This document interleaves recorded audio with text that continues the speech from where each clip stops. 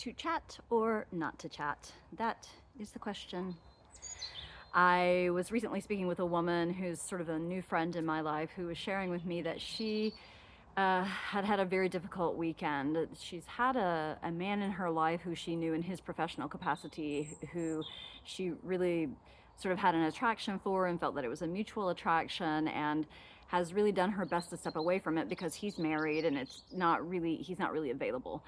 But it's been very difficult for her, and she shared with me that she had gotten into some really obsessive thinking about this man and what could be between them and her attraction to him. And so she had spent the weekend in bed chatting with ChatGPT about what to do about this situation.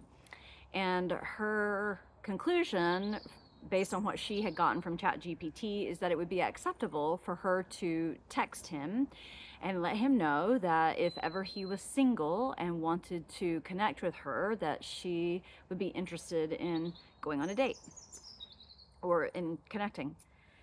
And as she was sharing this with me, my reflection to her was that from my perspective, married men are always off limits, always, no exceptions. And even when we can get into all kinds of ideas or even pieces of proof to help build our story that they're not happy in their marriage, they are still married. And for me, this is a line that is not to be crossed. I think that I have a lot to say about that, and I'll get to that in a moment, but I first want to address the ChatGPT piece. Studies over the past several years have proven that our heart field, the electromagnetic field of the human heart, is 5,000 times bigger than the electromagnetic field of the human brain. It is measured to be 3 feet or greater around our entire body, the heart field. And we know from those studies that the brain and all that it does to regulate breathing and circulation, all those things, it actually takes its impulses from the heart. So what does that mean? It means that when we're engaging with AI and with ChatGPT, we're engaging with an entity. I wouldn't even call it a body because it isn't. An entity that is all brain. And even when it can feed you all kinds of words and phrases and language that seem to have to do with things like love or romance or connection, they actually are just words that are creating a dopamine hit in your brain. There is no heart. It does not have a heart. And therefore, it cannot express from the field of the heart. I want to just say right here in this moment that I'm not suggesting that we don't use ChatGPT at all. I'm suggesting that we get really, really clear about what it is and what it isn't, and that we up front in its origin stages and phases, we determine that it is not to replace human relationship.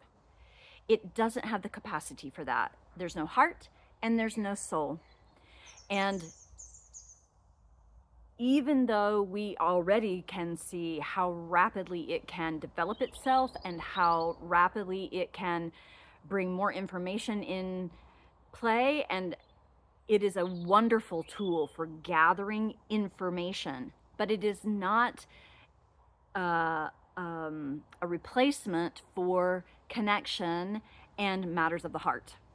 So I'm sharing all of this with you today because it's been really on my mind as I've been watching this friend, and I know myself in my own past and in helping so many women over time how very painful it is to be in obsessive thinking about a person who you don't have access to, and how easily we can build a fantasy bond in ourselves with that person as if a bond is happening that's not actually happening.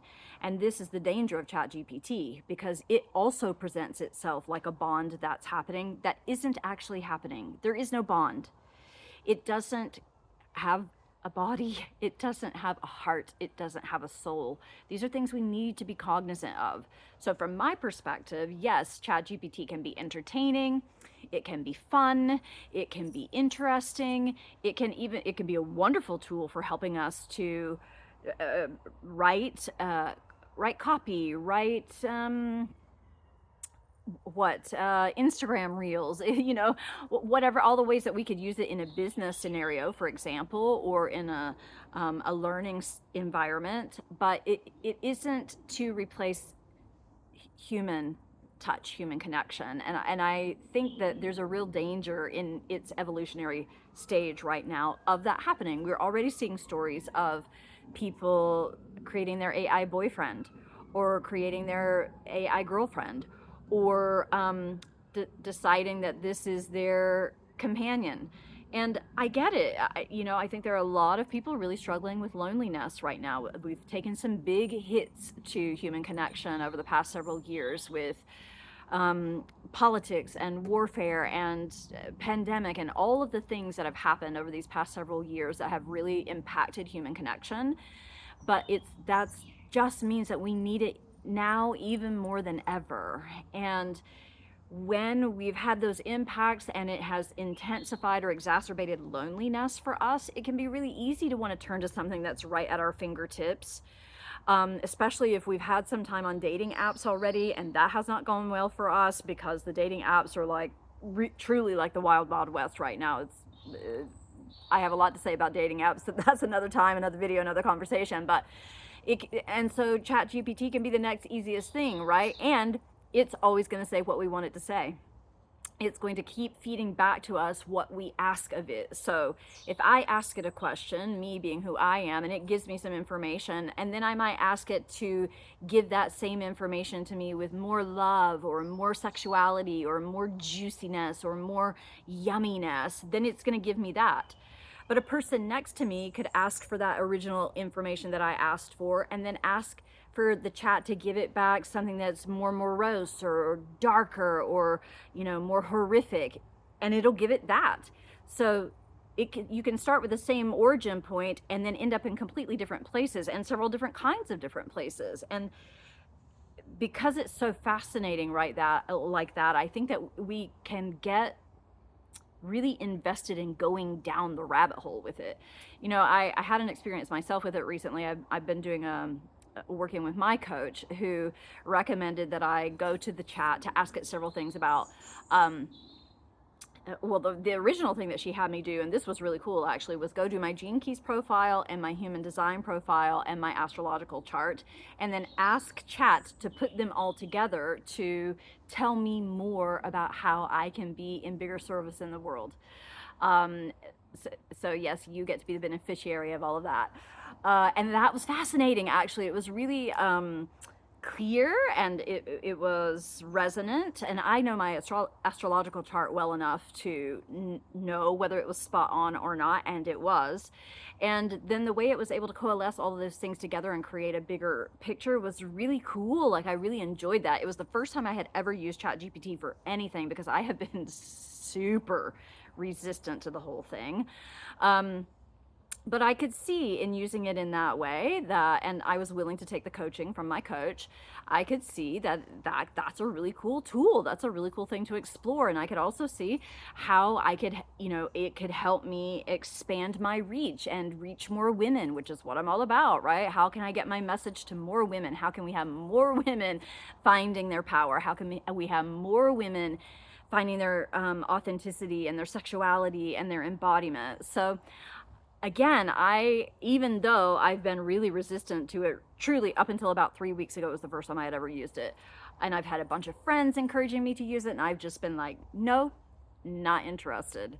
So again, my own experience of it has been that, okay, yeah, I can see why people are drawn to that and why it's fun to use, and it's the next new thing on the edge of technology, right? But let's not let that overtake the next new thing on the edge of consciousness, on the edge of our heart chakras, on the edge of our ability to connect. So I just think that we're in a slippery slope kind of time with that specific engine right now, where a lot of it can start creating a lot of harm for a lot of people, and it can actually intensify the sense of disconnection and loneliness instead of bridging people together to, dissipate the loneliness. So I'm going to circle back around to married men. Ladies, I'm just telling you, it is not worth it. It's not worth it. Those men took vows.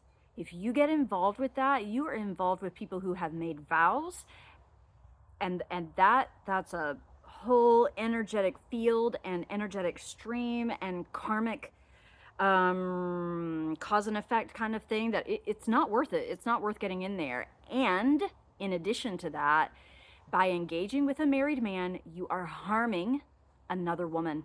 You're hurting a wife. And it doesn't matter whether she's a good woman or a good wife, or he's happy or he's not happy. You have no idea what goes on between those two people. And married men are off limits. Men in relationships with other women, whether they're married or not, off limits.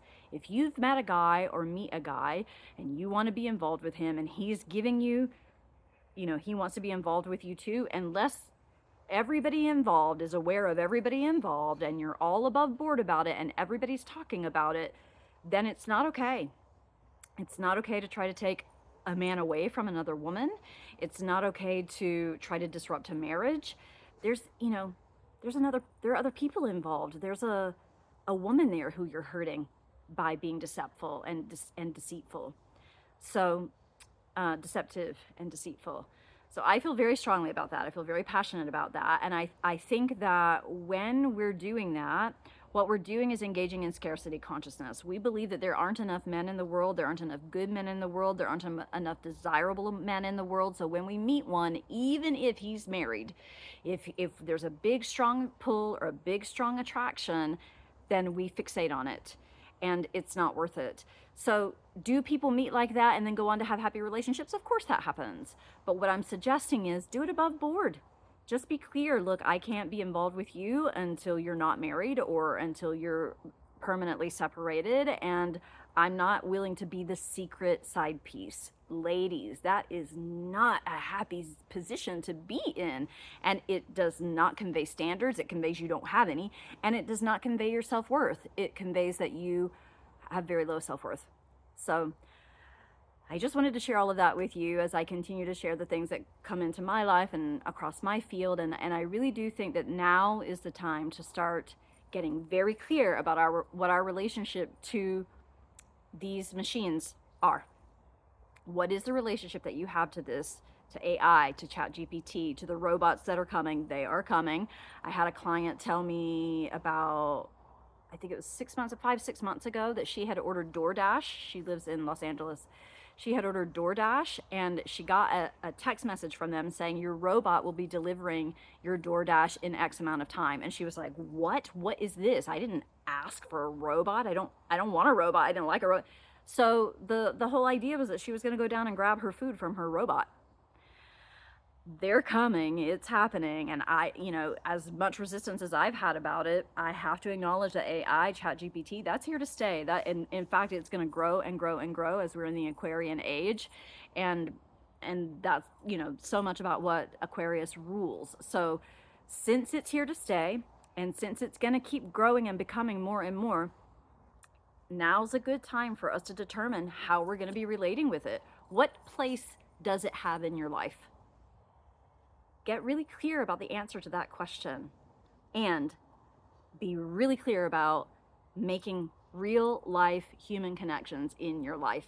If you're a person who really struggles with loneliness, join a dance class, join a gym, join a yoga class, join a women's circle, find it.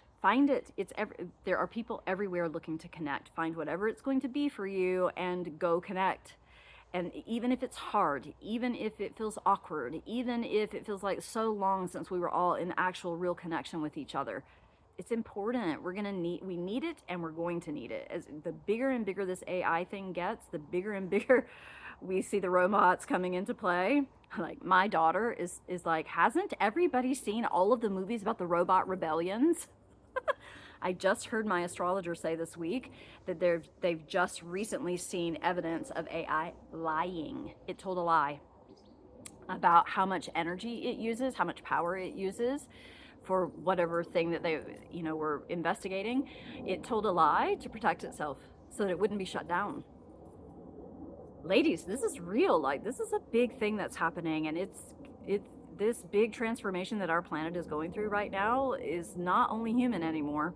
And hopefully, more and more. I've also seen several posts lately about people encountering angels, like real, literal angels, pictures of the angel, and I think that's going to be happening more and more too. That's more my speed. I'm not interested in the robots, but I just think we're about to start seeing a lot of things coming, and it's really, really good to track ourselves and watch ourselves and be clear in ourselves, have boundaries, have delineations, and put things in their proper place. So you're probably going to be hearing a lot more about that from me as time goes on, because like I said, we're about to be seeing more and more of it. But I just wanted to share that bit with you today and really encourage you to find all the places that you could be experiencing greater connection. I'm going to have some new things coming up for you that way that I'm going to be announcing very soon. I'm excited about it. And as you know, I've got Pilgrimage to Avalon happening in the summer. There are still some spaces for joining if you want to come have some real, deep, transformative, in-person time with women around your heart, your womb, your lovership, your romantic relationships and romantic fulfillment, your yearning, your longing. If you're in need of that, this Avalon pilgrimage would be spectacular for you. You could just reach out to me if you want to have a conversation about that. And if you enjoy this content and could go and click that subscribe button and help YouTube circulate it to as many other women as we can get the word out to. Maybe there are a lot of women who haven't, found content like this before. That's one way you can really help that happen. Just click that subscribe button and like the video. And I send you big love from my heart to yours. Until next time, blessed be.